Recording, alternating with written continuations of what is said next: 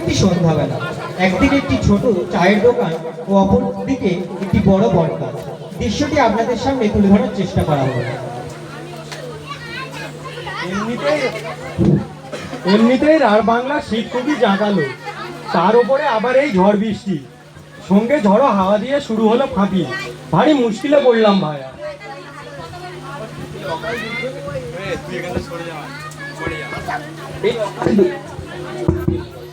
এই অকাল দুর্যোগে দাদা ধানের তো প্রচন্ড ক্ষতি হবে, আমরা আর কি করতে পারি? আমরা তো চাষাভুষি, আমরা তো ভগবানের কাছে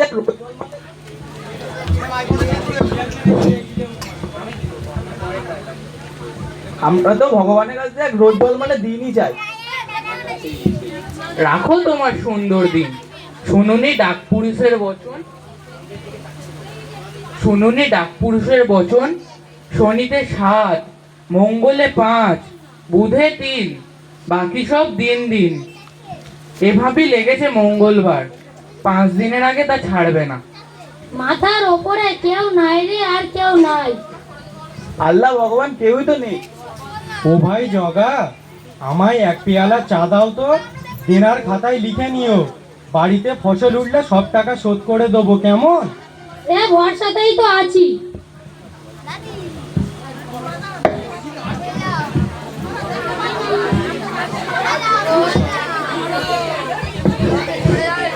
ও ভাই, এক পেয়ালা চা দাও দেখি। ও বুড়িমা, তুমি এই ঝড় বাদলের দিনে এলে কোত্থেকে? তোদের মাথা থেকে। ভারী তেজ দেখছি, এই বাদলায় তেজি টাট্টু ঘোড়ার মতো বেরিয়ে পড়েছে। তোদের কর্তা বাবা টাট্টু, খবরদার অকথা কুকথা বলিস নে। মরবে মরবে, বুড়ি নিজ্ঞাত মরবে। তোরা মর, তোদের শত গোষ্ঠী মরুক। ও বুড়িমা, তুমি থাকো কোন গ্রামে? এই এরা জিজ্ঞেস করছিল যে। যেখান থেকে আসি না কেন, তোদের তাতে কি রে?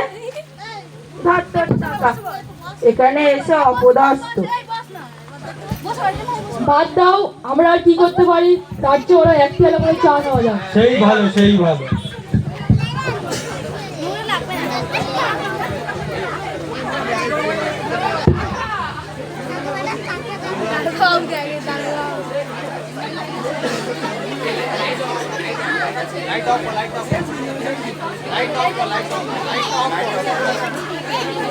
এ রণজিৎ দা